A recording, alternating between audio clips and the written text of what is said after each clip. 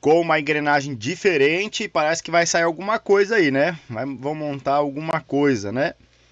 Então hoje a gente vai pensar um pouquinho em questão do trabalho em equipe, como é importante. No meio do mundo, no meio acadêmico, no meio empresarial, como isso tem sido importante, né? E tem sido falado e pensado nos últimos tempos, né?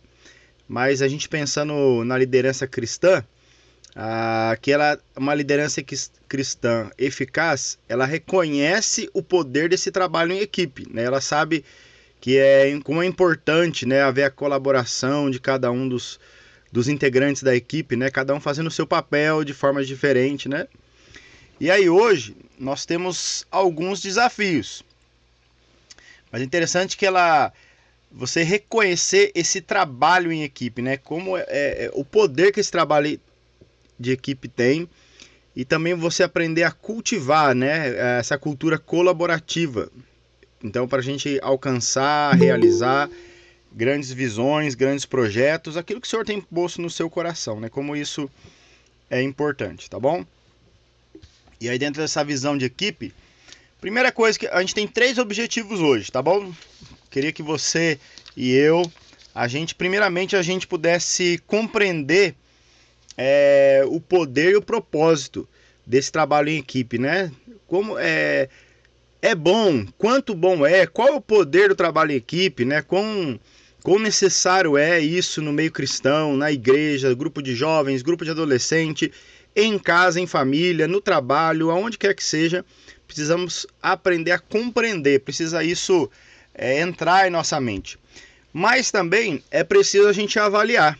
A gente precisa avaliar as pessoas que a gente trabalha, né? Às vezes a gente tem uma equipe pequena de 2 pessoas, às vezes nossa equipe pode ser de 50 pessoas, não sei se você está liderando uma equipe ou está trabalhando numa equipe hoje, mas a gente precisa aprender a avaliar, saber se as pessoas estão entendendo seus papéis, se cada membro da equipe está sabendo a sua parte, a sua engrenagem, né? Como que eu faço parte, não faço parte dessa engrenagem.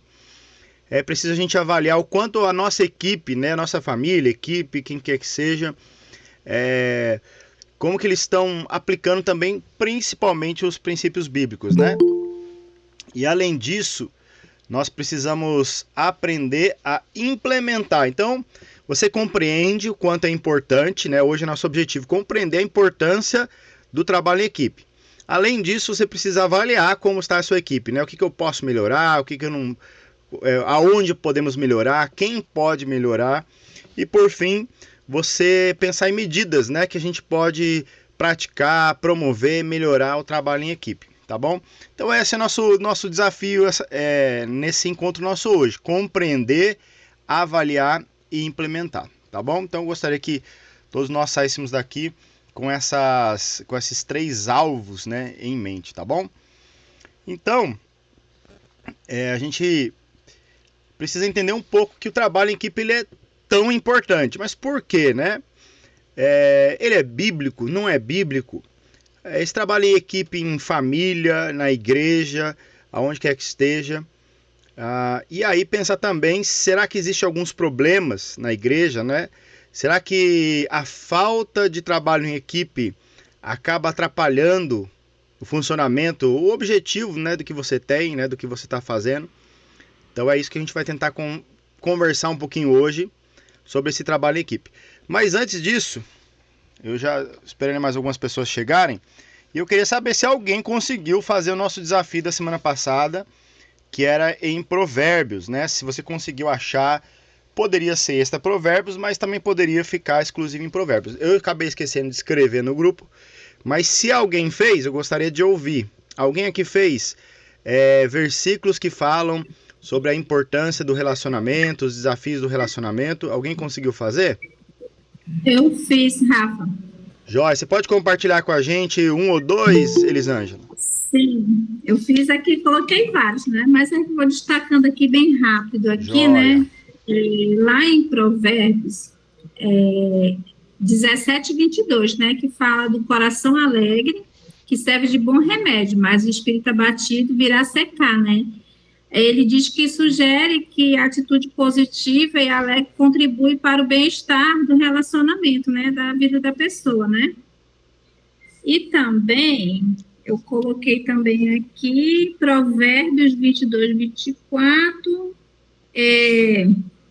diz assim, não te associes com o iracundo, o homem furioso, cheio de raiva, e também não antes com o homem cólico, né, raivoso, enfurecido, né, que diz que devemos escolher nossas companhias e controlar também o nosso temperamento, né. Joia. E também Se tiver mais eu algum que você quiser coloquei compartilhar, aqui, são importantes para a isso, amizade, né? O relacionamento. Cuidado com quem você isso, se relaciona, né? Em 1 Coríntios, que ele fala do amor, né? Que o amor é paciente, o amor é bondoso, não inveja, não se vangloria e não se orgulha, né? Embora não seja um provérbio, é um princípio bíblico, complementa muito, muito relevante, né? Perfeito. Ser amado, compassivo e perdoar, né? É Maravilha. isso. Maravilha. Mais alguém? Lola, pode Eu, falar. boa noite. A Fernanda, Eu, pode eu falar, não Fernanda. participei da aula passada porque a gente estava sem internet aqui, Verdade. mas eu olhei o grupo e eu fiz, né? Eu achei aqui Provérbios também 17 e 27 que fala: o que retém as suas palavras possui conhecimento. Aí eu anotei que esse versículo ele nos ensina que ao saber quando falar e quando ouvir, que é uma parte vital da sabedoria. A comunicação eficaz, ela é essencial para que nós venhamos a resolver conflitos e construir relacionamentos fortes. Ser sábios em nossas palavras para poder evitar mal entendidos e promover a harmonia entre as pessoas. Muito bem. Muito importante. Joia, legal, Fernanda. Eu acho que a Eloá pediu para falar. Pode falar, Eloá. Rafa, eu separei dois. Joia, pode Provérbios falar. 15:1, que fala: a resposta calma desvia a fúria, mas a palavra ríspida desperta a ira. Esse é sobre a questão de ter sabedoria na comunicação. É sobre pensar antes de agir, mesmo em momentos de ira, de raiva. Joia. E o outro foi Provérbios 17, 9. Aquele que cobre uma ofensa promove o amor, mas quem a lança em rosto separa bons amigos. Essa questão acho que fala muito sobre o orgulho, em meio a ter sabedoria para lidar com as ofensas, sobre os momentos também de ira, de briga, e lidar com o próprio orgulho de não ficar jogando na cara das pessoas o que aconteceu, até mesmo uma ofensa. É isso. Joia, maravilha. Mais aí textos ajudando nos bons relacionamentos. Mais alguém? Rafa, Oi, Magri, pode falar. só compartilhar aqui que eu acho que eu não vou ficar para toda a aula hoje, tá? Tranquilo, mas pode. Tá joia. Provérbios 10, 17.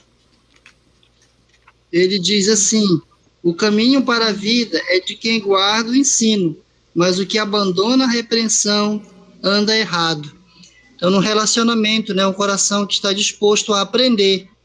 Então, um relacionamento que agrada a Deus, um vai ensinar o outro, né? Ninguém detém todo o conhecimento. Então, um vai estar ministrando na vida do outro, um está ensinando, repreendendo, mostrando, né, o caminho. Eu acho que isso é importante no relacionamento, um coração disposto a aprender, né? Sem orgulho, mas um coração mesmo para um campo fértil, né? Para receber a semente da palavra de Deus. Excelente, a ideia de uma troca, né? O relacionamento é uma troca, né? A gente dá e recebe. Maravilha. Rosilene, Rafa, pode falar. desculpa o atraso, é que eu estava em outra reunião. Sem problema, Essa semana está correria. sem problema. Eu pensei aqui em Mateus 6:24. Você falou que podia olhar outras coisas além de Provérbios, né? Sim, Que fala assim: ninguém pode servir a dois senhores, pois odiará um e amará o outro, ou se dedicará a um e desprezará o outro. Vocês não podem servir a Deus e ao dinheiro. Então, assim, isso traz questões assim pessoais, né? Assim, mais relacionadas entre Deus e a pessoa, porque muitas vezes a gente fala tanto em Deus, mas a gente é tão apegado às coisas, né? Aos bens materiais, ao financeiro mesmo, né? A gente demonstra isso quando chega um aperto financeiro na vida de cada um. Então, assim, eu me peguei muito nesse versículo nesse sentido, porque né? Paulo, exemplo, né? Que ele sempre obedeceu a Deus depois da conversão, tanto em fartura como em abundância, né? Então, isso é o que me pega assim de cheio, porque talvez hoje eu tenha uma vida boa, uma vida razoável, uma vida que eu acho que eu tenho as coisas, talvez futuramente eu possa não ter, e será que eu vou amar a Deus da mesma forma, né? Será que eu vou querer, se eu estou apegada a isso, que eu não vou querer ajudar aqueles que estão passando por mais necessidade que eu, então assim, eu me apego muito a isso, nesse sentido, eu tenho muito medo de ficar muito apegada a esse outro lado que não agrada a Deus, então eu pensei muito nessa minha atitude como cristã, se eu amo mais a Deus ou se eu amo mais as coisas, se eu amo mais as coisas, se amo mais as pessoas, né? Isso aí me pegou de cheio. Muito bem. Tem até um ditado, né, que eu já ouvi em algumas pregações, né, que geralmente a gente ama as coisas e usa as pessoas, mas Deus quer que a gente ame as pessoas e use as coisas, né? Compartilhar aquilo que a gente tem, né? Precisamos aprender. Faz parte do relacionamento, né? A gente compartilhar não só nós, né, não compartilhar nosso tempo, mas compartilhar nossas coisas, sim, né? Isso é muito importante. Maravilha. Mais alguém gostaria de compartilhar? Vou ter que sair, Rafa. Tranquilo. Deus abençoe. Se der tempo eu volto. Tá, tem que resolver. Tranquilo. Deus abençoe. Amém. Mais alguém gostaria de compartilhar alguma coisa sobre relacionamento? Rafa, posso falar? Pode falar, Sabrina. Posso falar, Rafa? Pode falar, Sabrina, depois Tiago a Ana. 1, 19, 20. Tá, Tiago 19, 1, 19, 20 fala: todo homem, pois seja pronto para ouvir, tarde para falar, tarde para se irar, porque a ira do homem não opera a justiça de Deus. Então, esse versículo ele fala para a gente ter calma, e ter calma não é um sinal de fraqueza, é um sinal de sabedoria. E o nosso, com o coração guiado por Deus, aprende a ouvir mais, falar menos, e evitar agir com ira. Como o Tiago nos lembra, né? Devemos ser tarde para falar e tarde para não irar, pois a raiva humana nunca produz a justiça de Deus. Então a gente precisa pedir essa sabedoria de Deus antes de a gente for falar na hora da raiva, pedir essa calmaria, né? Ter uma fala branda para não fazer raiva para o irmão, não deixar o irmão com raiva da gente. Então a gente precisa ter sabedoria. Pedir de Deus, é isso que eu peço muito, Rafa, porque eu fico com raiva muito rápido. E eu peço para Deus me curar nessa parte. Amém. Porque não é fácil. Tem coisas que a gente vê que a gente não gosta, a gente precisa ter esse cuidado como cristão. Precisa ter essa cautela para não ficar com raiva do irmão, porque a gente aqui na igreja é um só corpo, a gente precisa todo mundo trabalhar junto. Porque às vezes não concorda com a nossa opinião, isso, aquilo. Então, a Bíblia não fala que o reino do céu, ele dividido, ele não vai para frente. Então, o ministério não vai. Então, a gente precisa cada um estar em unidade. Joia. Amém? Amém. Muito bem, isso mesmo. A gente tem que reconhecer os nossos defeitos, nossos pecados, limitações e pedir que Deus nos cure mesmo. Muito bem. Ana Júlia? Ô Rafa, eu peguei 2 versículos. Um foi de Provérbios 17:17. O amigo ama em todos os momentos, é um irmão na diversidade, que fala sobre a gente amar mesmo nos momentos difíceis a pessoa, né? E o outro versículo que eu coloquei aqui foi Colossenses 3, do 12 ao 14, que é um dos versículos que eu gosto muito e que Deus toca muito no meu coração, que fala assim: portanto, como povo escolhido de Deus, santo e amado, revistam-se de profunda compaixão, bondade, humildade, mansidão e paciência. Suporte-se uns aos outros e perdoem as queixas que tiverem uns contra os outros. Perdoe como o Senhor lhes perdoou. Acima de tudo, porém, revistam-se do amor, que é o elo perfeito. E quando fala sobre perdoar como o Senhor me perdoou, é perdoar mesmo, e é não relembrar, né, aquilo que a pessoa fez e ter compaixão por aquela pessoa como Cristo teve, né? Cristo demonstrou compaixão por nós a morrer na cruz. Então, esse é um versículo que fala muito sobre o relacionamento ao próximo, né? Muito bom, maravilha, né? Não tem relacionamento sem as pessoas se ferirem, né? Se chatearem em algum momento. E é preciso perdão mesmo, tá certo. Mari, pode falar. O Rafa, o meu, eu achei que tem mais assim a ver na questão de, igual você falou, de avaliar.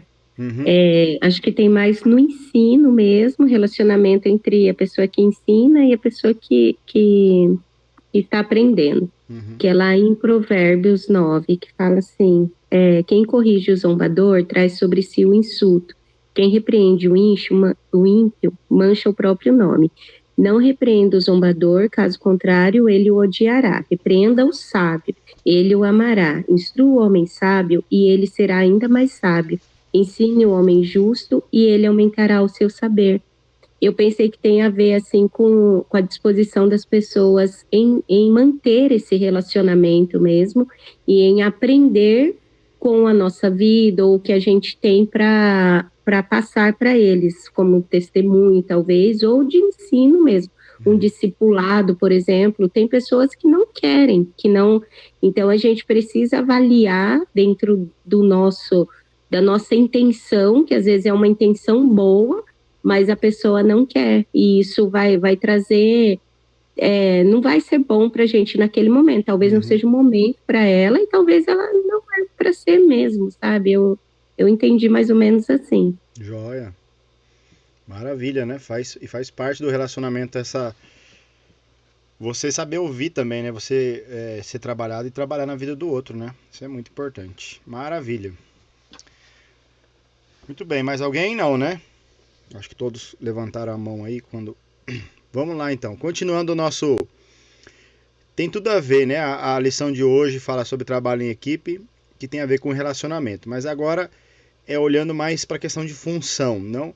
A gente viu 9 princípios, né, nosso último encontro, para você ter esse bom relacionamento com as pessoas, né? Agora tem a ver com papéis, né, dentro de uma equipe, onde cada um vai ter a sua função ali, como tá aí no desenho das engrenagens, né? Pessoas com suas posições diferentes, tamanhos diferentes, formas diferentes de agir, de pensar, né?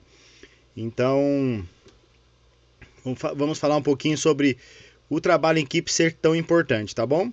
E por que ele é importante, né? Se ele é importante, além de eu saber como me relacionar com as pessoas, principalmente da minha equipe, a gente precisa aprender como fazer, talvez, fazer não, né? Fazer é muito difícil, mas como ajudar na condução, como incentivar, né? Como promover bom trabalho em equipe, onde quer que a gente esteja, né? O ambiente que a gente esteja. Claramente que, olhando para princípios bíblicos, a gente vai aplicar mais em contexto de igreja, de ministério, né? De servir ao Senhor naquilo que é bíblico, vamos dizer assim, né? Então eu queria convidar você a abrir lá em Gênesis, tem a sua Bíblia do lado, Gênesis capítulo 1, versículo 26 e 27. E ao ler esse texto, Gênesis capítulo 1, 26 e 27. Deixa eu abrir aqui na minha versão. Bom, um versículo muito conhecido, mas o que será que esse versículo tem a ver com trabalho em equipe, né? Vamos lá, Gênesis 1, 26 a 27. Onde diz: Também disse Deus, façamos o homem à nossa imagem, conforme nossa semelhança. Tenha ele domínio sobre os peixes do mar, sobre as aves do céu, sobre os animais domésticos, sobre toda a terra e sobre todos os répteis que rastejam pela terra. Criou, pois, Deus o homem à sua imagem, a imagem de Deus o criou, homem e mulher os criou. Passando agora para o capítulo 2, 18. Vai dizer: Disse o Senhor, não é bom que o homem esteja só. Far-lhe-ei uma auxiliadora que lhe seja idônea. O que vocês acham que esse versículo tem a ver com trabalho em equipe?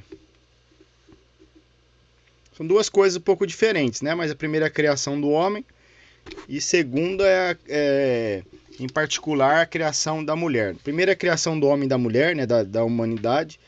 Mas depois ele dá um parênteses e vai falar sobre a criação da mulher. O que você acha que isso tem a ver com trabalho em equipe?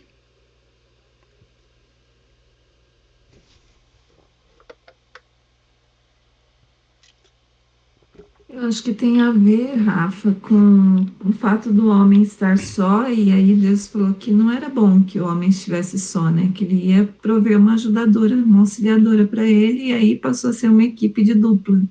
Joia. O próprio homem que estava sem o pecado, né? Havia necessidade de ter uma equipe junto, né? Auxílio, né?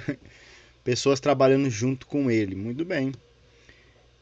E de Gênesis, capítulo 1.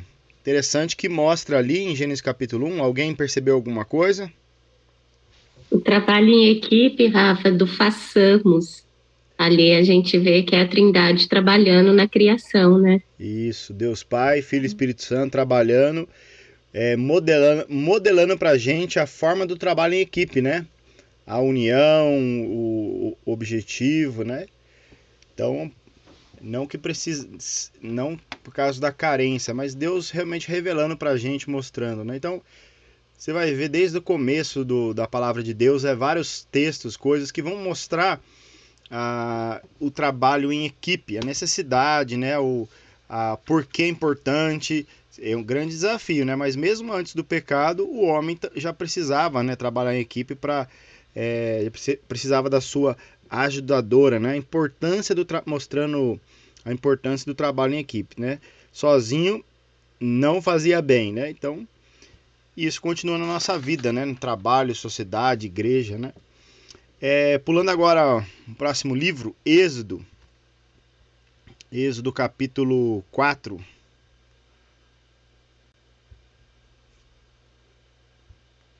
Êxodo capítulo 4, versículo 15 e 16. Alguém lê pra gente o 15 e o 16, por favor?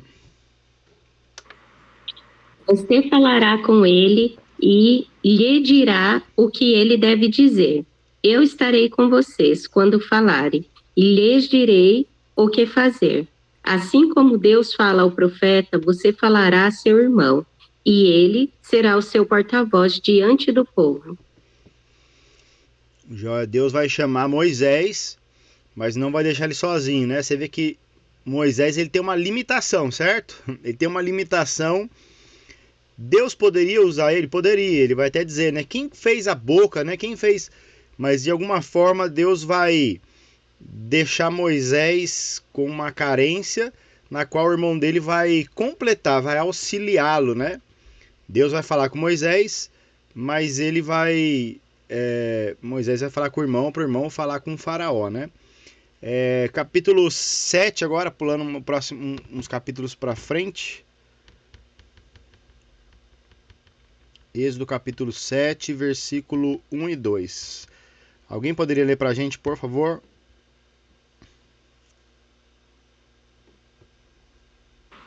Então disse o Senhor a Moisés: Eis que te tenho posto por Deus sobre Faraó, e Arão teu irmão será o teu profeta.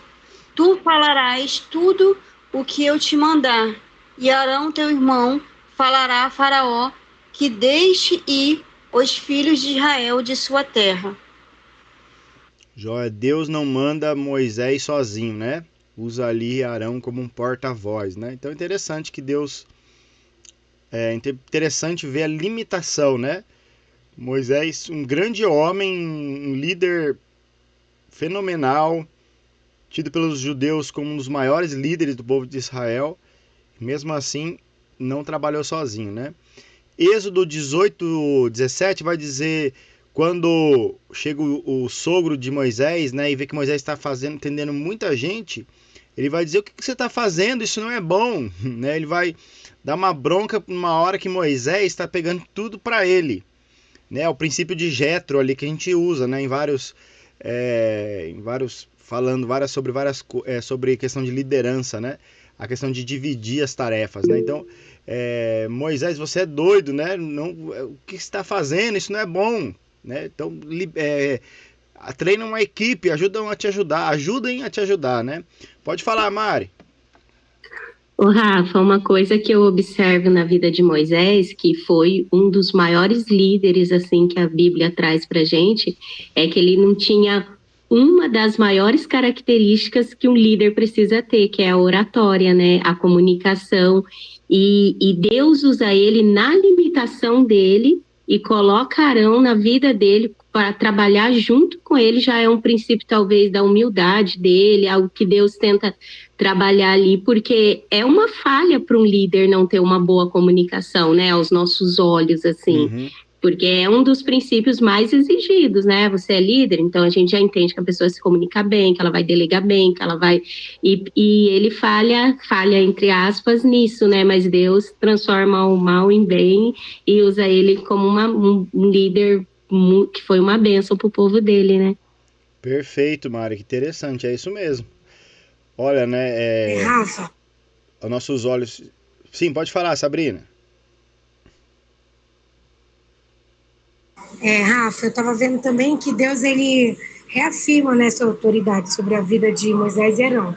Moisés seria como um representante de Deus diante do faraó, levando sua mensagem de poder. E Arão seria como profeta, ou seja, aquele que transmite a palavra de Deus dada a Moisés. Isso mostra para a gente que Deus age através da obediência e da parceria. Mesmo quando Moisés se achava incapaz, Deus lhe deu autoridade espiritual e apoio humano. Isso é muito, assim, ensinamento para nossas vidas. A gente leva muito, que a gente precisa. Mesmo a gente sendo incapaz, a gente tem que dizer, não, a gente é capaz. Assim como Moisés foi. Exatamente, muito bem. A gente vai ver mais um texto mais pra frente, mostrando mais um desafio para ele, né? Logo, logo a gente vai ver que tá lá em Êxodo 17, né? Mas é isso mesmo. E quão é importante, né? A gente entender que a gente não tem tudo, né? E Deus vai usar... nossas limitações são boas para que a gente seja humilde e reconheça que nós precisamos de Deus em primeiro lugar e que nós precisamos um dos outros, né? É isso que a gente vai estar falando hoje, essa importância do trabalho em equipe, até para o líder, né? O líder não achar que ele tem que saber fazer tudo, né? É como um técnico de futebol. O técnico de futebol não precisa saber agarrar, não precisa saber chutar a bola, né? Ele precisa fazer a parte dele, ele precisa liderar aqueles que sabem fazer, né? Ele pode até saber chutar, mas ele não precisa saber chutar como o melhor jogador, correr como o melhor jogador, agarrar como o goleiro, né? Ele precisa aprender um bom técnico é aquele que consegue trabalhar com o time que tem, né?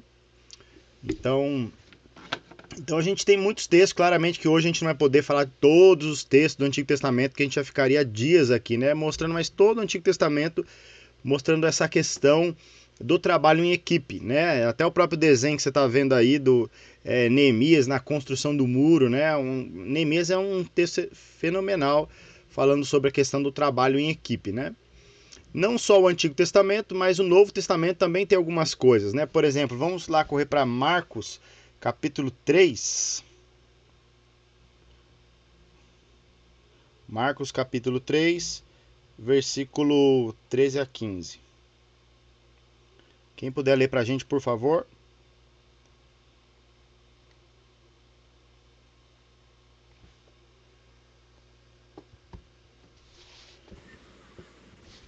Do 13, Rafa, ao 15, é isso? Isso, Marcos capítulo 3, do versículo 13 ao 15.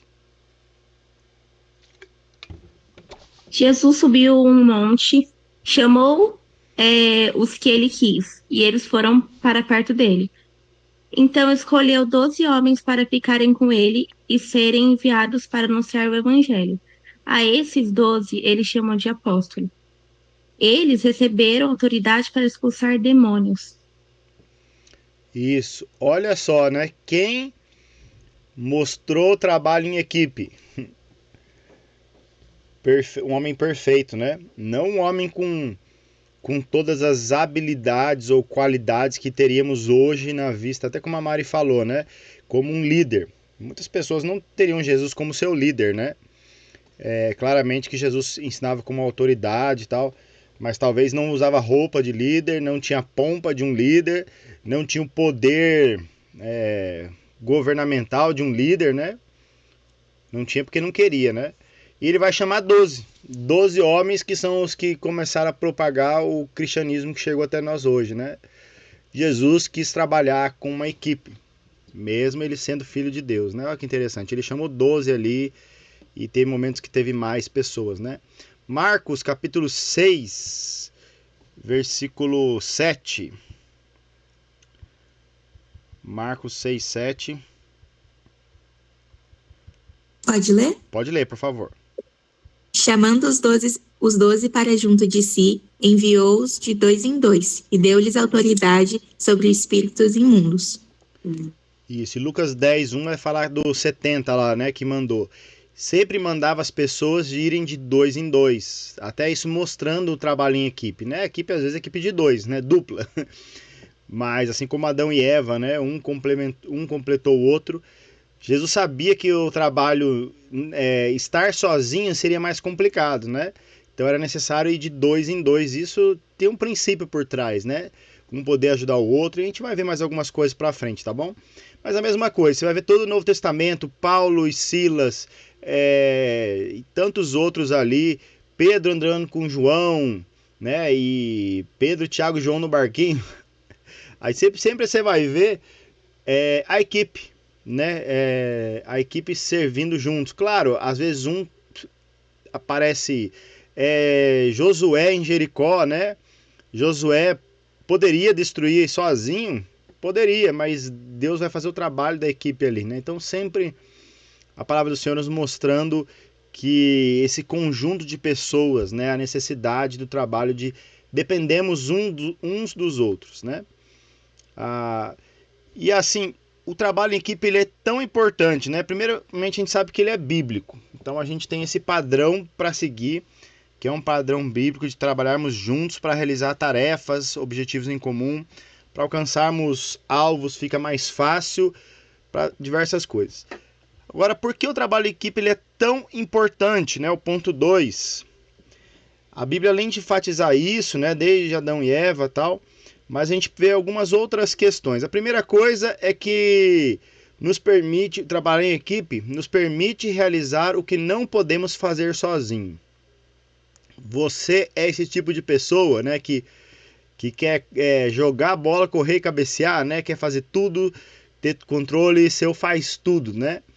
Então, às vezes, um líder, ele quer ser o faz tudo, né? E a verdade é que você vai descobrir que você pode até conseguir por um tempinho, mas isso vai te estressar e você não vai conseguir. Na verdade, você vai acabar não fazendo nada bem feito. Você vai fazer várias coisas, mas muitas coisas você não vai fazer bem feito, né? Então, o trabalho em equipe nos permite realizar o que não podemos fazer sozinhos.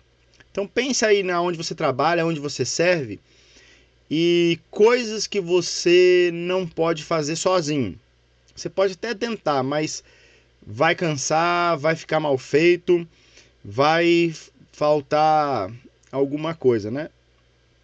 Então, queridos, nós precisamos trabalhar juntos para alcançar resultados maiores. Se a gente trabalha sozinho, a gente pode até alcançar resultados, mas eles vão ser menores. Mas quando a gente trabalha em uma equipe, né? As contribuições de cada um que participa da equipe, ele vai ajudar você a ter um resultado melhor do que se você trabalhar sozinho.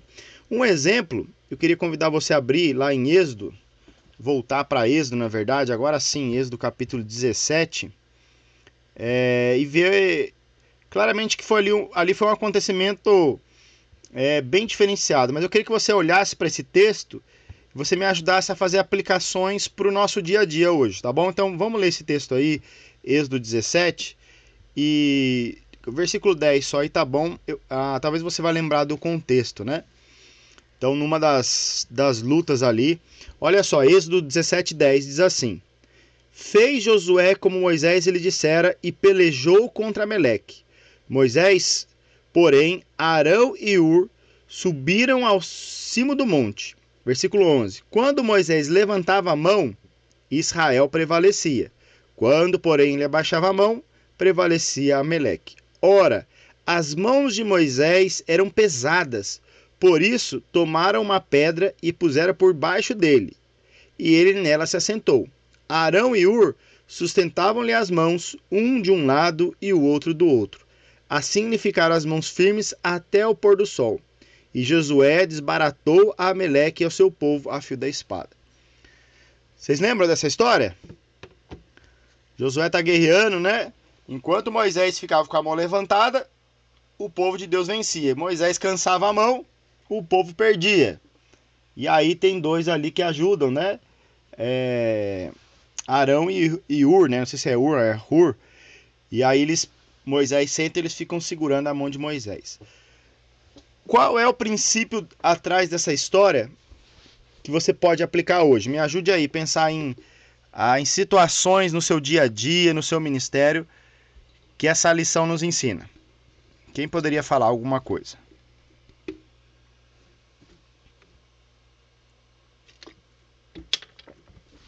Eu vejo também, às vezes, um líder, às vezes ele pode estar cansado, às vezes desanimado, né? E aí vai vir pessoas para fazer como Ur e Arão fizeram, sustentar seus braços, mas com palavras, né? Estar ali com palavras positivas, com palavras de esperança, de ânimo, né? Para que a pessoa não venha desanimar.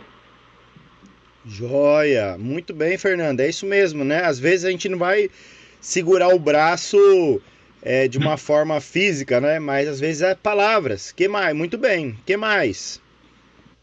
Quais princípios a gente pode mais obter desse texto?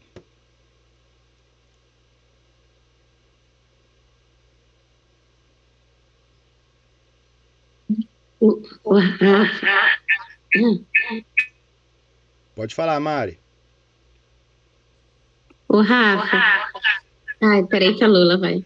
A Lula tá perto de você? Eu pensei em algo aqui, eu não sei se eu tô indo por uma linha certa, assim. Jóia, mas eu penso assim, quando a gente tá, por exemplo, numa liderança, seguindo a vontade, obedecendo o plano do Senhor, as coisas dão certo. Quando a gente se desvia ou cansa ou a fé enfraquece, algo desse tipo, o mal ou o outro caminho, ele vence.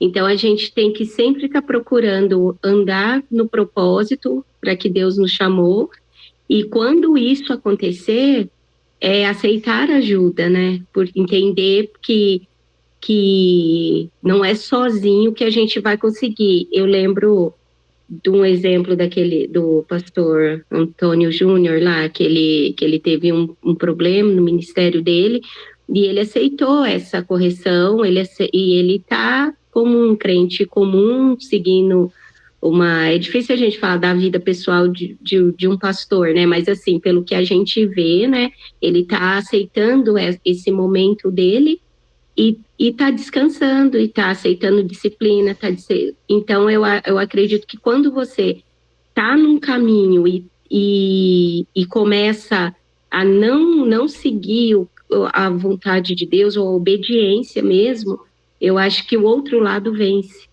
que no caso aí seria o cansaço, a fadiga, e aceitar uma ajuda importante, né?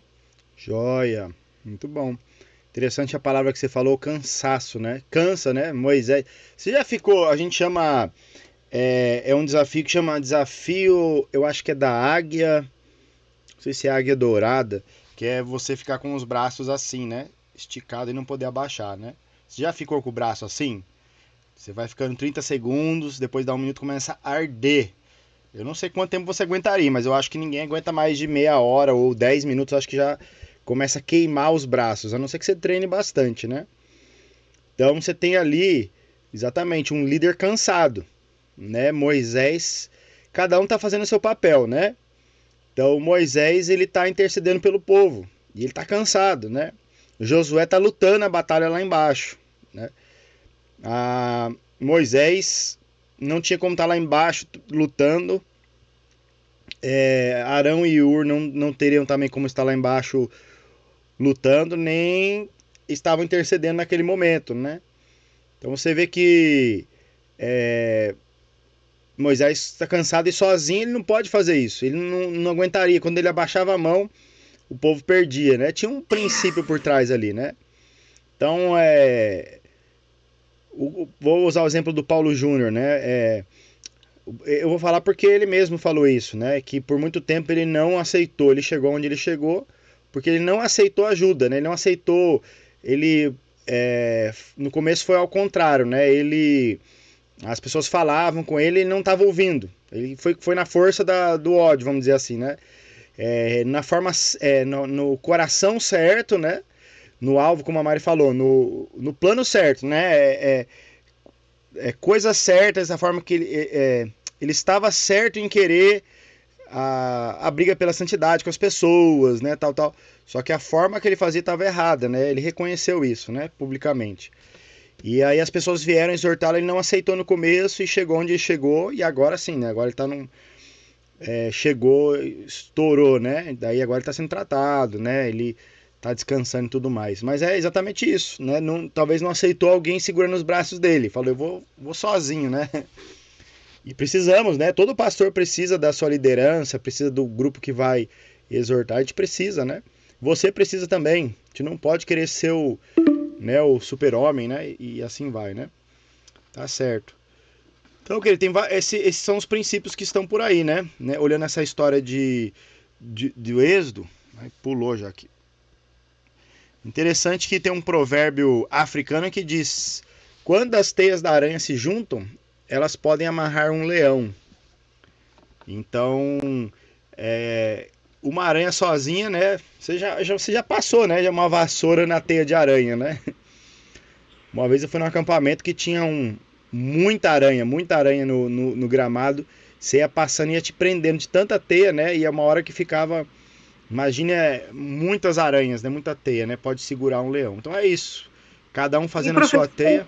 Pode falar, Fernanda. E interessante agora também foi as formigas, né? Que elas trabalham em equipe, né? A gente vê que uma vai levando ali a folhinha, vai passando para outra, né? E eles fazem um trabalho em equipe para juntar o seu alimento, né? Para quando chegar o inverno, eles tenham uma quantidade de alimentos ali, né? E é interessante. Isso. Vou até usar a próxima ilustração que vai ser isso, né? Mas é interessante que a gente entender que a gente pode fazer mais, né? Sozinho a gente tem um ditado que diz: sozinho a gente vai mais rápido, mas juntos a gente vai mais longe. E essa é verdade, eu uso muito para minha família isso. Sozinho a gente vai mais rápido, mas a gente acaba parando logo ali na frente. Mas quando as pessoas juntam, né? Vamos, né? Moisés, por exemplo, foi o caso, né? Precisou de homens não perfeitos, mas para fazer aquilo que Moisés não podia fazer. Moisés fez aquilo que Josué não podia fazer. Arão e Ur fizeram aquilo que Josué não podia fazer. Então cada um fazendo o seu papel e ninguém pôde fazer isso sozinho, né? E segunda, por que é tão importante o trabalho em equipe? É exatamente uma outra questão é que nos permite fazer o melhor, né? O resultado ele acaba se tornando melhor. Olha só, abre a sua Bíblia lá em Eclesiastes, capítulo 4, versículo 9 até o 12. É um versículo muito conhecido, né? Da pessoa sozinha e da pessoa com uma equipe. Eclesiastes 4, de 9 a 12. Na minha versão diz assim: 2 pessoas estão em melhor situação do que uma, pois podem ajudar uma a outra a ter sucesso. Se uma pessoa cair, a outra pode estender a mão e ajudar. Mas alguém que cai sozinho está em sérios apuros. Da mesma forma, 2 pessoas deitadas juntas podem manter-se aquecidas. Mas como alguém pode ser aquecido sozinho? Uma pessoa sozinha pode ser atacada e derrotada, mas 2 podem ficar costa com costa e conquistar. 3 são ainda melhores, pois um cordão trançado triplo não se rompe facilmente. Não sei se você já fez algum trabalho. Esses dias a gente fez uma faxina na igreja lá, né? Tem algumas pessoas que estão no grupo aqui que foram na faxina. E às vezes você tem que fazer alguma coisa, né? Você tem que, por exemplo, eu fui limpar os ventiladores.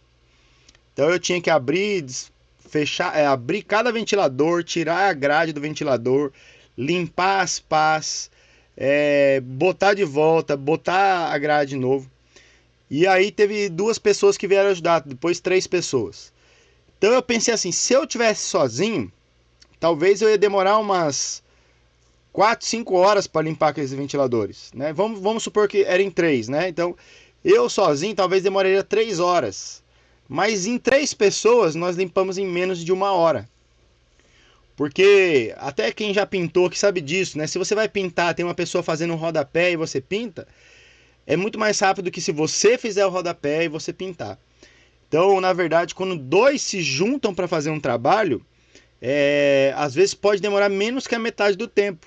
Ou quando 2 pessoas se juntam, um trabalho pode ficar melhor Então, vocês têm que pintar um quarto. Vamos fazer o seguinte, você ali pinta metade, depois eu pinto a outra metade. Vai ficar num nível. Mas se você pegar os dois juntos e cada um fazer o seu melhor, né? Um que alcança mais em cima, o outro alcança mais embaixo, aqueles dois vão ficar melhor. Então a ideia é o seguinte, tudo que você fizer, seja no trabalho, na igreja, você pode, além de ter coisas que você não consegue fazer sozinho, você precisa dos outros. Quando a gente faz em equipe, que nem tem um exemplo aí, né? Tem os funcionários de uma obra, eu coloquei na internet lá, funcionários de uma obra, né? Então você vê aí, provavelmente aí tem o engenheiro, tem o mestre de obras, tem o cara que mexe com carpintaria, né?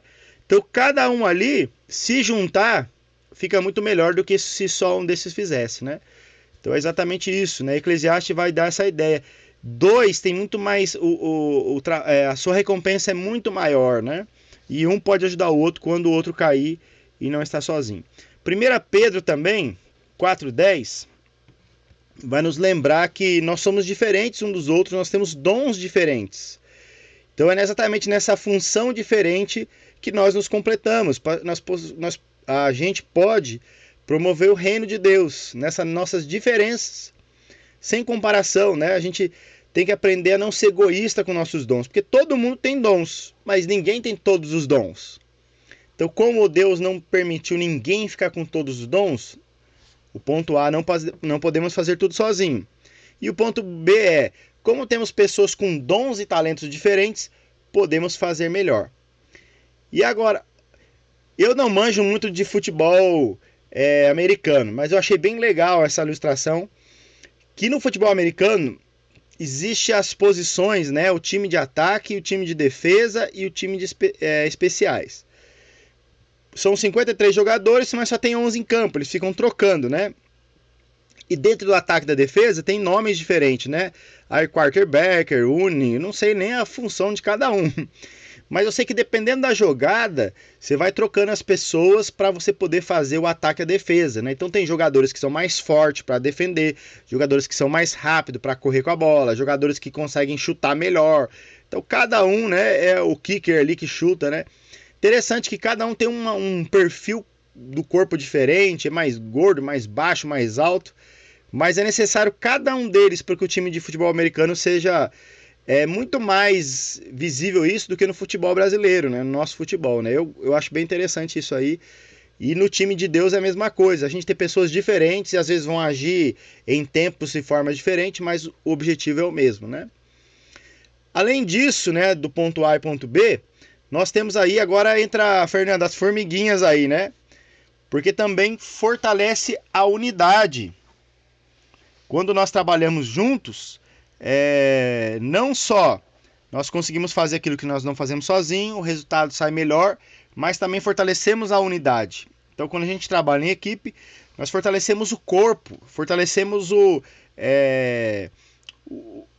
fortalecemos a junção do corpo de Cristo. Por exemplo, às vezes tem pessoas que vão na academia e elas querem malhar, desenvolver mais alguns músculos. O homem geralmente é o bíceps, o tríceps, o ombro. E a academia geralmente alguns equipamentos isolam, né? Então se a pessoa não tem um guia ali, ela começa a trabalhar muito uma coisa só, geralmente aquele músculo fica super saltado, fica até estranho, né? Porque não fica uma coisa uniforme, né? Às vezes o cara é forte em cima e as pernas magras embaixo, ou tudo torto, né? Tinha um cara na academia que eu fiz estágio uma vez, e ele tinha muito alto isso aqui, né? O trapézio aqui atrás e tal. Então dá pra ver que ele ficava fazendo muito alguma coisa e não ficou proporcional, porque algumas coisas trabalhava, outras coisas ele não desenvolvia, né? E o corpo de Cristo, imagine se você desenvolve uma parte e não desenvolve outra, fica complicado, né? Pra ação funcional, né? Esses dias vi um cara muito musculoso, foi correr na praia. Estendeu o músculo da coxa, porque não tava forte, mas não estava preparado, né? Então ele não tinha mobilidade, ele tinha corpo, mas não tinha mobilidade. E no corpo de Cristo é a mesma coisa. Eu não lembro se você lembra desse desenho aí, que tinha um tamanduá, que chegava, eu ia tentar passar o vídeo aqui, mas eu fiquei com medo de travar, né? Tem um tamanduá que começa a chupar assim, e a formiguinha começa a querer voar em direção a ele. É esse aí que eu cortei o vídeo aí. E aí, de repente, as formiguinhas elas chamam umas às outras e elas fazem essa bola que tá aí. E a hora que o tamanduá consegue chupar as formiguinhas, acontece isso aqui, ó. Entope o nariz dele, né? A unidade delas ajudou elas sobreviverem, ficarem mais fortes. E aí o tamanduá, ele morre ali por asfixia. Ele desmaia, na verdade, né? Porque ele não conseguiu respirar. Então é mais ou menos essa ideia. Quando a gente olha, abre lá sua Bíblia em João, capítulo 17. João, capítulo 17.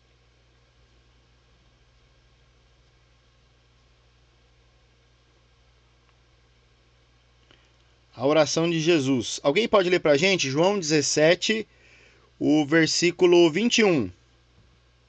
Eu posso, Rafa? Tá, obrigado.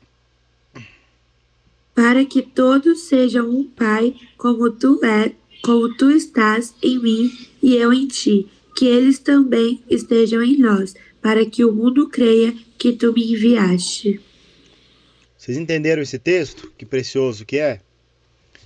A unidade de Deus Pai lá no começo, na criação de todas as coisas. E aí Jesus vai orar pelos discípulos, pelos crentes, né? Para que nós possamos ser um. De forma que isso, essa unidade, esse trabalho em equipe diante dos olhos do Senhor, ele ajuda tanto na glorificação de Deus. Nós glorificamos a Deus quando nós mostramos um padrão de unidade, não sozinho, como também serve de testemunho para as pessoas, para as pessoas que para as pessoas que veem isso. Tanto que as pessoas ali em Atos, elas olharam os cristãos primeiros e ficaram, nossa, eu quero isso para mim, né? Então, o trabalho em equipe, queridos, né, eles nos ajuda a nos parecer mais com Deus, não como como Eva quis ser igual a Deus, mas no sentido da unidade, para que nós possamos ser um como Ele é um, como também para o testemunho, né, do que Cristo é em nossa vida. Então, bom trabalho em equipe, ele também é um bom testemunho para o mundo, né? Filipenses 2, 3-4, que diz, né? Não façam nada por ambição egoísta ou por vaidade. Em vez disso, com humildade, valorize os outros acima de si mesmo. Não olhando para os seus próprios interesses, mas cada um de vocês para o interesse dos outros, né? Como é importante essa questão de fortalecer a unidade e para isso nos importarmos uns com os outros, né? Quando eu quero estar sozinho, eu enfraqueço. Então é exatamente o antônimo, né? Quando eu tento fazer as coisas sozinho, na minha capacidade, sem tentar agregar a equipe, né? Eu crio mais divisão, na verdade, né? Então, a ideia é a gente criar essa união mesmo, tá bom? E um último texto, Hebreus 10, 24 e 25, que vai nos ensinar também essa ideia da gente estar congregando, a gente estar sempre junto, né? E sempre que lê esse texto, não sei se você já viu, mas aquela história da brasa, né? Quem gosta de comer churrasco, fazer churrasco, você pega uma brasa, tira ela do braseiro, tira ela da churrasqueira, o que acontece com a brasa? Ela vai apagar, né? Então, ou seja, o trabalho em equipe, ele fortalece para que a gente possa guerrear contra os inimigos, guerrear contra o desânimo, guerrear contra todas as coisas, né? E agora, ponto 3, a gente já entendemos que a importância do trabalho em equipe, né? A gente entendeu porque ele é bíblico, ele nos ajuda a fazer as coisas melhores, nos ajuda a ter resultado melhor trabalhando em equipe, e também ele fortalece a própria unidade do corpo de Cristo, né? Um corpo bem desenvolvido de Cristo, servindo de todas as formas. Mas nós temos desafios, não tem? Se você já liderou uma equipe, você sabe que tem desafios. Quais são os desafios que há no trabalho em equipe? Me diga aí um desafio.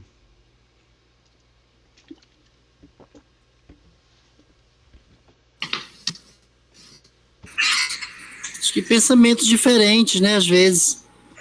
Pensamentos diferentes, joia. Sempre vai ter. O que mais? Divergências, né? De opiniões. Divergência de opiniões. Vamos para cá, vamos para lá. Vamos pintar de azul, vamos pintar de amarelo. Vamos fazer isso, vamos fazer aquilo. E às vezes também nós vamos querer que as pessoas façam com a mesma intensidade que nós fazemos, entendeu? Joia, intensidades e capacidades diferentes, né? Muito bem. Isso vai gerar Rafa, desafio. e também, às vezes também é preocupante um líder, né, de saber que só ele faz perfeito, só ele sabe fazer, né? Isso atrapalha muito, né, o trabalho em grupo. É verdade, né? O padrão de exigência do líder pode ser... por isso ele precisa entender, né? Conhecer a sua equipe, né? Saber até onde desafiar as pessoas e saber até onde cobrar e saber até onde parar, né? Exatamente. Isso são desafios. Isso traz divisão, né? Divisão de grupos, às vezes até forma panelinhas, essas coisas, isso é muito ruim na igreja, né? Um desafio de trabalho em equipe são as panelinhas, né? Um grupinho aqui, outro grupinho ali, e um contra o outro. Joia, mais algum desafio? Eu coloquei assim, eu tinha até anotado, os talentos diversos, né, que o líder tem que enfrentar, um grupo tem, para ele conseguir despertar o melhor de cada pessoa, o senso de pertencimento, ele estimular em cada um, porque às vezes a pessoa não está tão ligada naquilo como deveria, às vezes está fazendo desmotivada, e quando ela pertence, principalmente quando é um trabalho de igreja, a gente faz tudo por amor mesmo, igual quando a gente vai limpar a igreja, é o meu ambiente, o meu lugar, eu vou lavar esse banheiro porque eu uso o banheiro, então isso eu acho que é interessante também. E um dos desafios do líder é a sobrecarga, que eu vejo dele querer fazer tudo sozinho também, né? Joia, o desafio de ajudar as pessoas a entenderem o seu pertencimento. Muito bom. Agora eu vou deixar ver. Muito bem. Que desafio, né? As pessoas entenderem, né? Principalmente porque é trabalho voluntário, né? Se você lida com pessoas de trabalho voluntário, que desafio né? Muito bem. Bom, aqui a gente vai anotar alguns desafios, tá? Mas não quer dizer que tenham todos os desafios aqui. Bom, o primeiro desafio é a concorrência. Você já lidou com pessoas assim, né? Um sabe melhor que o outro... Isso acontece, né? E às vezes as pessoas entendem... eu faço isso melhor, né? Ou... Isso acontece muito em empresa, né? Mas acontece na igreja também. Não era para acontecer, mas acontece, né? 1 Coríntios... Tem vários textos, mas 1 Coríntios 12, 21... que diz: o olho nunca poderá dizer à mão, não preciso de você. A cabeça não pode dizer aos pés, não preciso de você. Então a ideia de, não, deixa que eu faço, não preciso de você, eu faço sozinho, eu faço melhor, né? Então querer provar que nós somos os melhores, querer provar que nós somos mais importante. Motivo para competir que tem que ser do meu jeito, não do seu jeito. Então isso é um grande desafio, né? Quando você trabalha com uma equipe. Você trabalha sozinho, você não vai fazer isso, né? Mas é interessante quando a gente vê 1 Coríntios capítulo 3, versículo 6, que diz, né? Paulo falando, né? Eu plantei a semente em seus corações, Apolo regou, mas foi Deus quem fez crescer. As pessoas estavam brigando, né? Eu sou de Paulo, eu sou de Apolo. Não era nem Paulo e Apolo que estavam, mas as próprias pessoas, as panelinhas estavam brigando, né? Então às vezes a briga é assim, eu me achando melhor, às vezes é as panelinhas, né? Essa aqui é melhor que aquele, e isso é um desafio porque realmente acaba causando, na verdade, divisão, né? E quando a gente vai olhar o texto de Efésios 4, 11 a 16, nós vamos entender, abre lá Efésios 4, 11 a 16, porque é um texto muito importante para pensarmos em trabalho em equipe, né? E alguém lê pra gente, por favor, Efésios capítulo 4, versículo 11 a 16.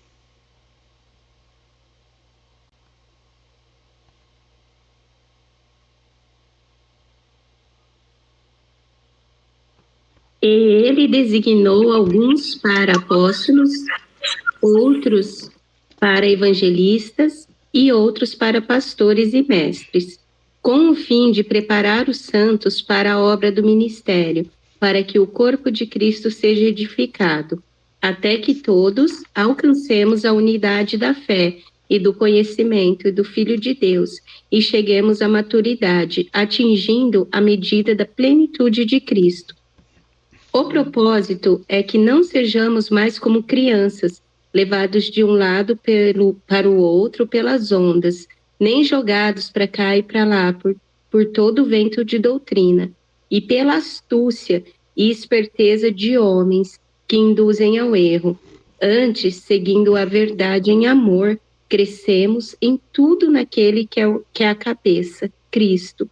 Dele, todo o corpo é ajustado e unido pelo auxílio de todas as juntas.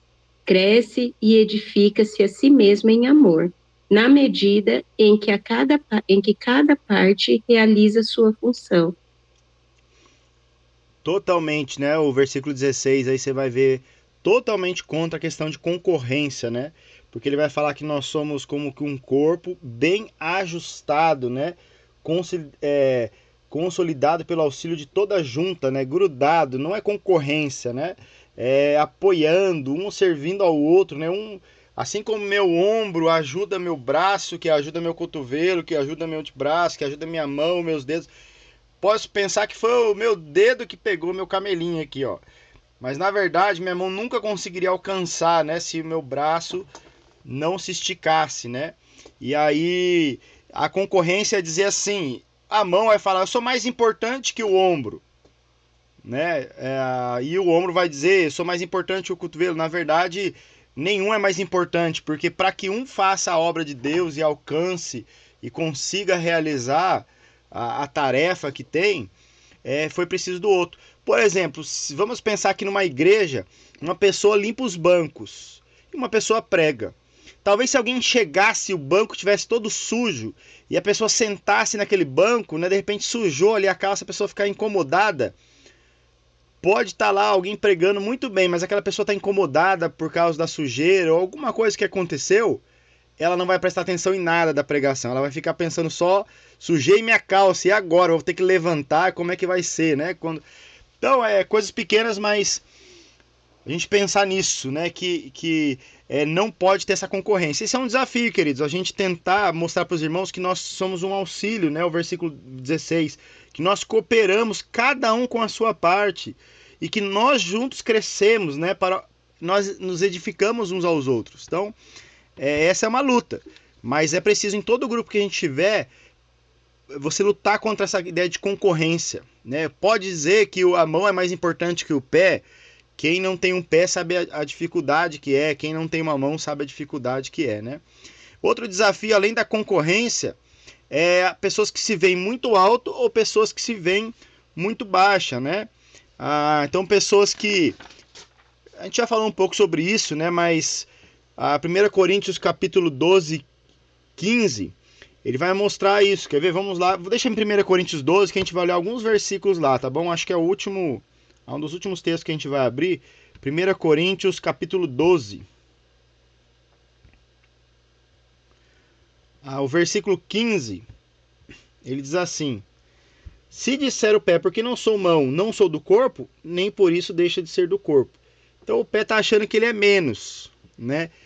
Então às vezes essa ideia da pessoa se achar insignificante pode atrapalhar a junção do corpo, porque todos precisam entender que mesmo que existem alguns serviços que apareçam mais, mas aquele que parece ser insignificante é o que vai dizer todo o texto de Coríntios ali, né? Nenhuma pessoa é mais importante, nenhuma pessoa é menos importante. Então quando a pessoa se sente melhor que o outro, não é nem a questão de concorrência, mas a pessoa se achar melhor ou a pessoa se achar menor, mas entender assim, nossa, Deus te deu um dom, meu querido, você precisa usar, né? Deus te deu habilidades únicas, né? Precisamos de você para contribuir para o funcionamento. A eficácia do corpo depende de você, né? Cada parte fazendo a sua parte. E além disso, né? Além da concorrência, que pode um para um lado, um para o outro, além de alguém se achar maior e o outro se achar menor, isso é um desafio, você mostrar que todos são importantes. Tem a ideia dos conflitos que vocês falaram, né? Queridos, conflito é inevitável. Você não vai conseguir trabalhar com um grupo que não tenha conflito. A questão a gente não vai conseguir ler, Mas Neemias, por exemplo, no capítulo 5, teve um conflito ali. Os mais ricos emprestavam dinheiro para os mais pobres. Então, na hora que começou a construção dos muros, houve um conflito ali, né? Os pobres estavam perderam tudo, perderam casa, filhos como escravos. Neemias, ele chama os homens mais ricos da cidade, fala, olha, e vai lá e dá aquela repreensão neles. Não é certo vocês fazerem isso. Nós somos libertos da escravidão do Egito, libertos de outros povos, vocês querem escravizar. Então Neemias ousa, ele poderia ficar com medo de falar com os homens mais ricos, né? Muitas vezes acontece isso, a gente tem medo de falar com as pessoas mais ricas e mais importantes. Mas Neemias vai ali e resolve esse conflito, os mais ricos perdoam os mais pobres e consegue a unificação. Então, às vezes, queridos, a gente não deve, na nossa equipe, com quem a gente está trabalhando, botar as coisas para baixo do pano, do tapete, sabe? A gente não deve tentar esconder, não deve tentar terminar o conflito sem resolver. Pode falar, Ana Júlia. Ô, Rafa, até foi muito bom, foi uma coincidência, porque esse mês que passou e esse mês que entrou, né, novembro, lá na escola a gente teve uma amostra cultural da feira. E os coordenadores lá da escola escolheram eu e mais uma pessoa da sala para coordenar, junto com outras pessoas de outras salas, para coordenar essa feira, para organizar, para no dia do evento acontecer certinho. Só que eles não escolhem todo mundo, né? Eles escolhem, assim, quem tá ali de prontidão, quem tá vendo que tá pronto, né? E quando me escolheu, eu falei, eu não quero e tal, eu não sou, não tem esses negócios para organizar tudo. Daí me escolheram mesmo assim e eu continuei. E várias pessoas veio falar, nossa, mas por que não me escolhem? Nossa, só escolhem vocês. Nossa, a capacidade, eu acho que eles veem muito por conta disso.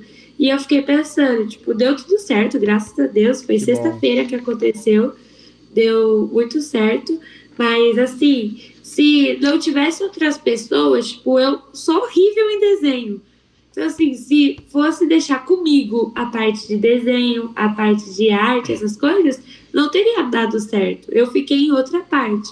E eu percebi o quanto as pessoas de fora, tá? Não só da igreja, porque na igreja existe isso também, mas desprezam o serviço dos outros por estar limpando, por estar tirando o lixo do banheiro, organizando caixa, sei lá, qualquer coisa. Despreza, mas o corpo do Senhor não é isso, né? É todos unidos, né? Porque Jesus não despreza ninguém, porque todos nós somos pecadores até. Joia. Que desafio, né? Você coordenar pessoas, né? E às vezes pessoas que não querem ser coordenadas, né? Quando no caso na escola é meio obrigatório. É um desafio.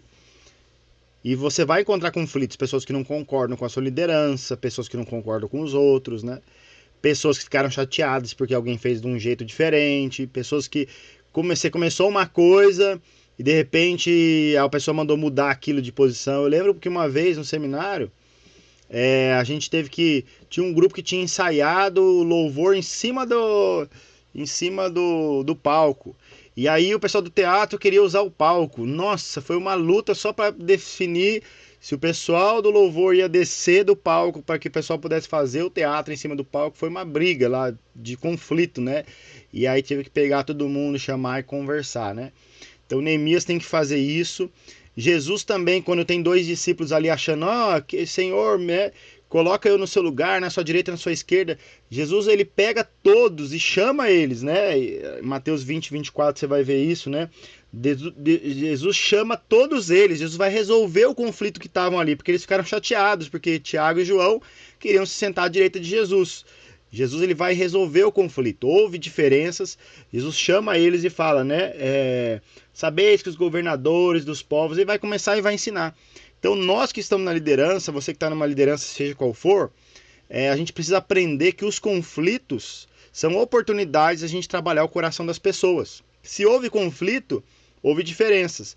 E aprender a lidar com isso, com amor, paciência, graça, perdão, é um grande desafio. E a gente precisa nos desafiar a isso. Deixar o conflito de lado, tentar esconder ele, é gerar um problema maior lá na frente. Claro que você não precisa criar conflito. Já teve um líder que ele chegava e fazia assim: ó, você sabia que esse fulano falou isso de você, que o outro falou... Não, ele criava conflito. Ele não resolvia conflito, ele criava conflito. Não é essa a ideia de você expor as pessoas, né?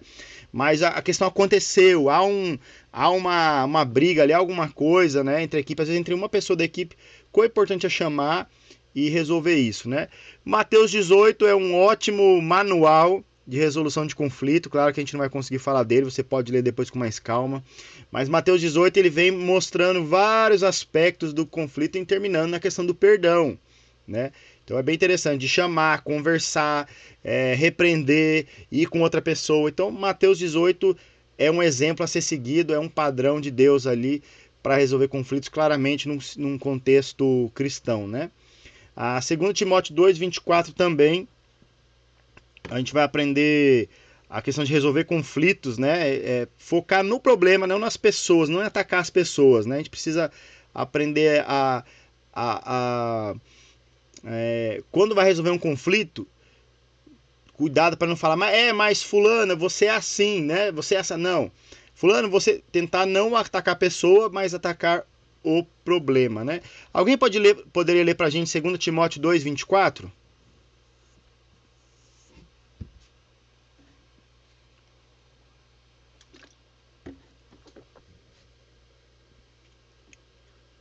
É o que Paulo está falando para Timóteo, como o líder tem que ser, né? A questão de temperança dele. E ao servo do Senhor não convém contender, mas sim ser manso para com todos, apto para ensinar, paciente. Não contender, né? Então resolver conflito não é aumentar a contenda, né? Não é jogar mais palha, né? Mas é realmente, não é só tentar abafar o fogo, mas se extinguir mesmo, né? Tentar cuidar do coração daqueles que nós estamos cuidando, né? E Deus nos dá essa oportunidade. E por último... Pode falar, Sabrina. Esse versículo ele ensina muito assim, Rafa, né, pra gente, né? Uhum. Não convém de contender. A gente tem que evitar brigas e discussões inúteis. Porque o servo do Senhor, ele não deve ser briguento, nem responder com raiva. Ele deve buscar a paz e o diálogo, mesmo quando é contrariado, né? Isso mostra maturidade espiritual e domínio próprio, né? Da gente mesmo. Exatamente. E o diálogo é a chave, né? A conversa, né? Tem um livro, deixa eu ver se ele tá aqui. Ai, não sei se ele tá aqui. Ele fala sobre cuidado com o adolescente. Não, acho que não tá aqui não. Espera aí, só um minuto. Esse livro. A Idade da Oportunidade. E ele fala exatamente isso. Muitas vezes nós pais de adolescente, tem adolescente na sala, e aí a gente quer resolver as coisas é assim eu mando, eu que sou o pai, eu que sei. E às vezes os conflitos que temos com os filhos, principalmente começa mais na adolescência, né? É tão lindinho até os 12 anos, né? Depois que faz 13 parece que muda, né? Brincadeira. Mas às vezes tem umas fases que ficam mais difíceis, né? E aí esse livro fala que os conflitos são oportunidades de você ministrar o coração das pessoas. E não, às vezes a gente tem um conflito como, não aguento mais, chama até de aborrecente, né? Mas não, os conflitos são oportunidade do coração que estão sendo expostos e a gente trabalhar no coração dos nossos filhos, né? É muito bom, depois eu posso botar a foto do livro para vocês. Bom, aí fica o nosso desafio aqui na nossa reta final. A liderança nós precisamos criar uma cultura de equipe, né? Uma cultura, a gente tem que ser assim, não só resolver os problemas, mas a gente conseguir de uma maneira constante trabalhar na equipe, porque eles entendam o trabalho de equipe, que nós consigamos direcionar o grupo, consigamos fazer todos entenderem, né?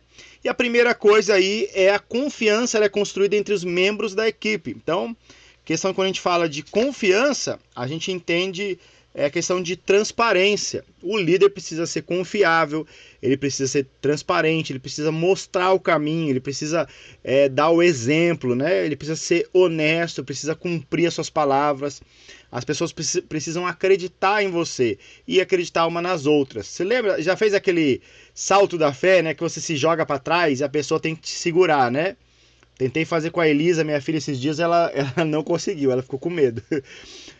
Confiança de se jogar. Tem uma que sobe na cadeira, né? E a equipe inteira, se a gente estivesse fazendo essa aula aqui ao vivo, né? Juntos, a gente ia fazer com vocês, mas não deu. Online não dá, né? Mas aí tem que se jogar e a equipe tem que segurar, né?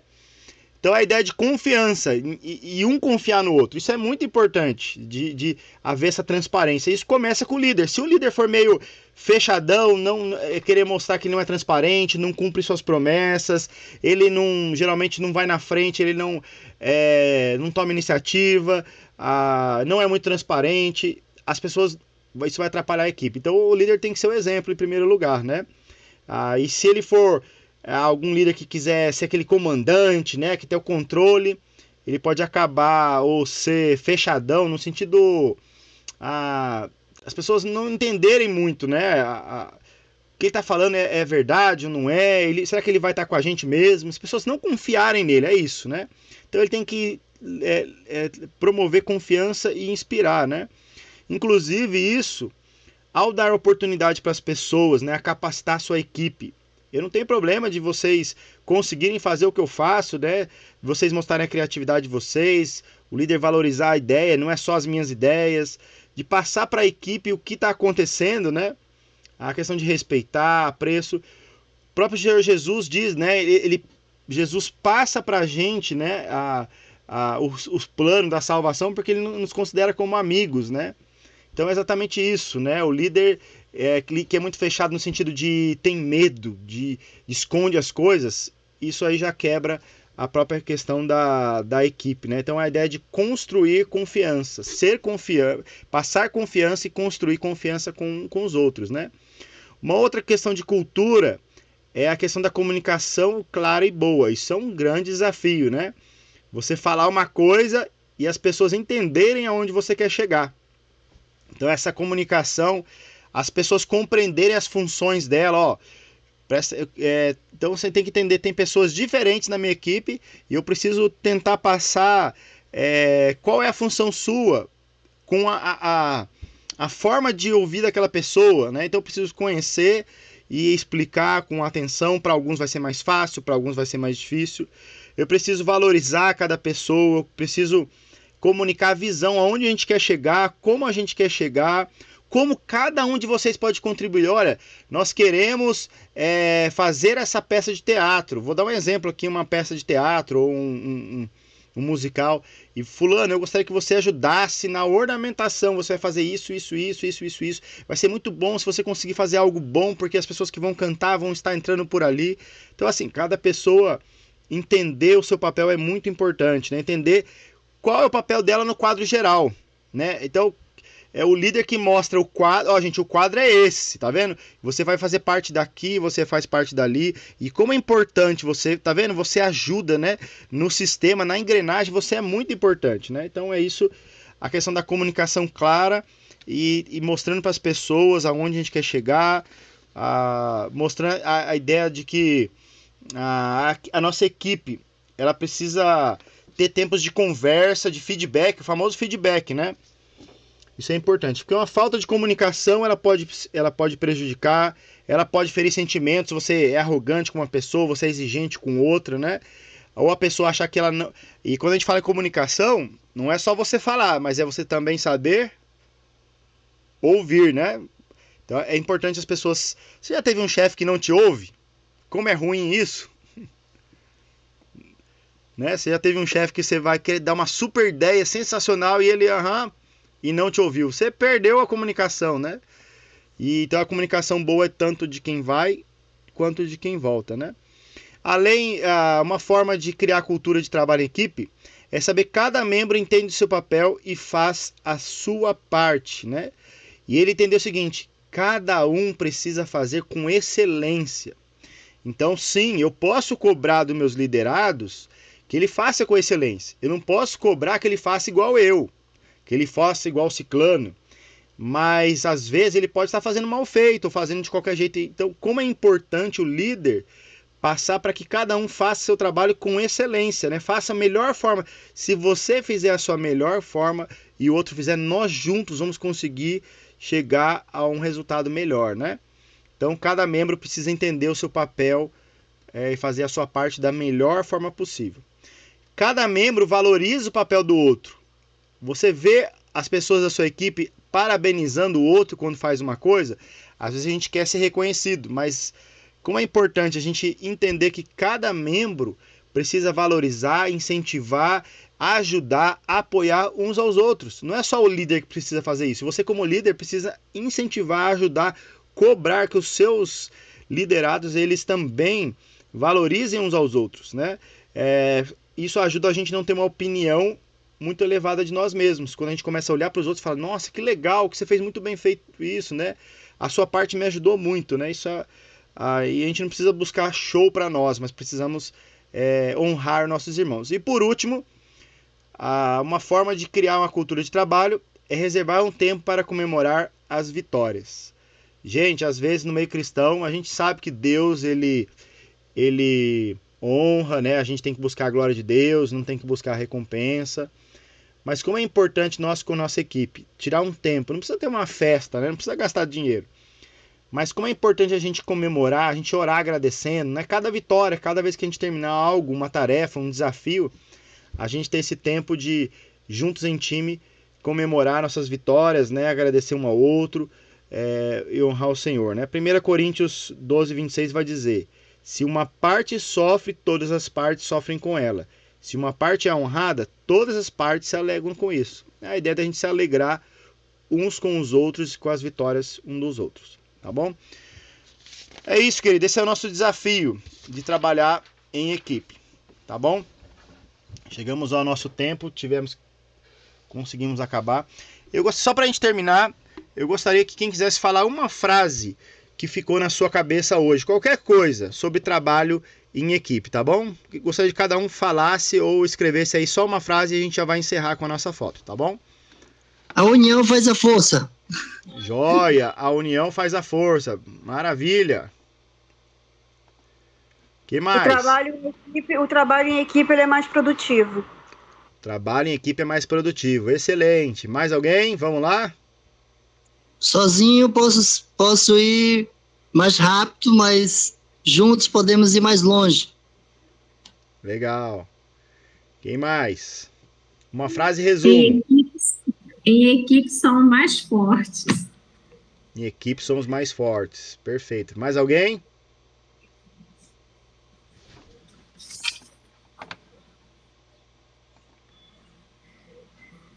Já posso falar, Rafa? Pode falar. Quando cada um faz sua parte com amor e unidade, Deus transforma o esforço de grupo em vitória para todos. Joia, muito bem. Mais alguém? Todo trabalho em equipe, unidos, somos mais invencíveis. Legal, todo trabalho em equipe unido, somos mais invencíveis. Muito bem. Mais alguém? O cordão de 3 dobras não se quebra tão fácil, né? Isso é muito conhecido. Joia. Eu já fiz o teste, um cordão de lã. Ajudando, segurando os nós dos outros. Muito bem. Mais alguém? Trabalho em equipe fortalece a unidade. Perfeito. Trabalho em equipe fortalece a unidade. Mais alguém? Senão já vão arrumando para tirar nossa foto. Bora. Rafa, muitas teias matam um leão. Muitas teias matam um leão. Muito bem. Legal. Deus abençoe, queridos. Uma boa semana. Tchau, tchau.